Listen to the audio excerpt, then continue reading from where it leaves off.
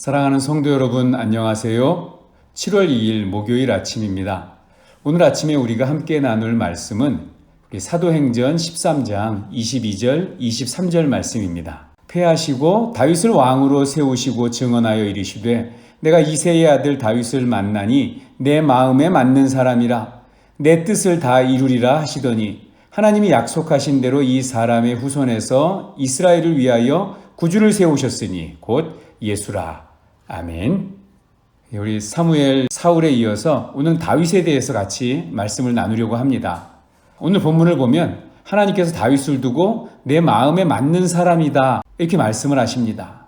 우리 예전 개역 한글 성경에는 내 마음에 합한 사람이다. 또 성경의 다른 번역에서는 내 마음에 드는 사람이다 이렇게 표현을 합니다. 도대체 무엇이 하나님께서 다윗을 두고 너는 내 마음에 쏙 드는 사람이야 이렇게 말씀하게 하셨을까 하는 것입니다. 물론 다윗은 누구나 인정하는 믿음의 사람입니다. 골리앗과 맞서 싸울 때 그 모습은 정말 아무나 보여줄 수 있는 그런 모습이 아니었죠.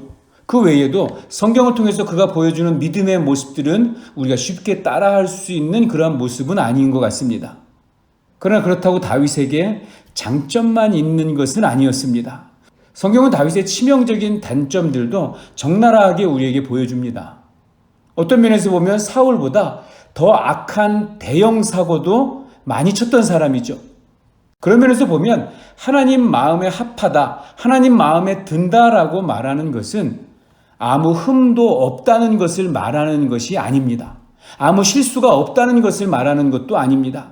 완전해야 된다는 것을 말하는 것도 아닙니다. 왜냐하면 우리는 그럴 수 없기 때문입니다.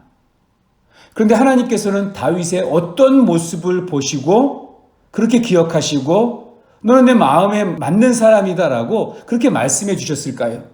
이유는 다윗에게 있는 것이 아니라 하나님에게 있는 것입니다.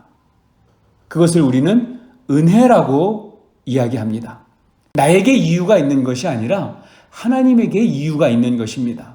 이건 다윗이 가지고 있는 또는 다윗 쪽에서 다윗을 두고 설명할 수 있는 조건이나 자격이나 누군가와의 비교나 준비의 문제가 아니라 하나님의 은혜의 문제입니다.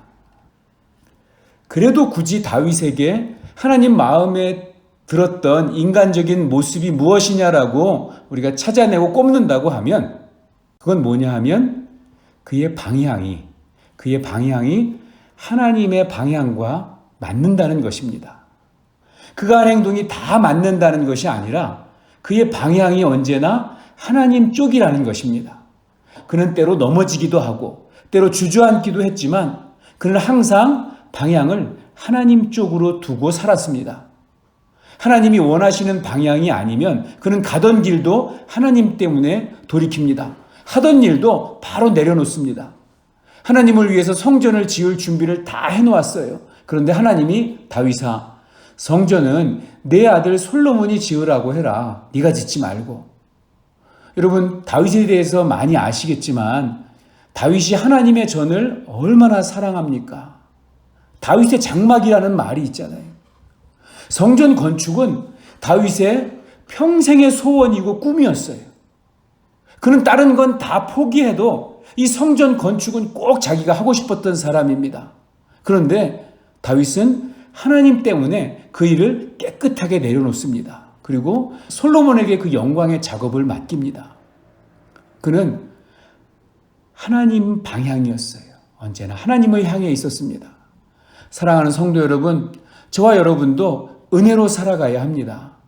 내게 이유가 없는, 하나님께 이유가 있는, 하나님께서 도와주셔야만 하는, 하나님이 붙들어 주셔야만 하는, 나는 하나님이 보호해 주시기만 하면 된다고 하는 은혜의 그러한 삶이 우리에게 필요합니다.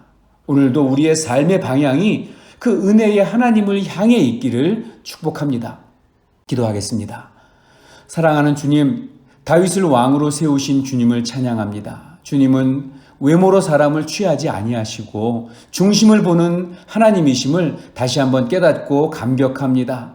다윗이 된 것은 다윗이 하나님 마음에 든 것은 다윗에게 이유가 있고 다윗의 행위에 근거한 것이 아니라 하나님의 은혜였음을 깨닫습니다.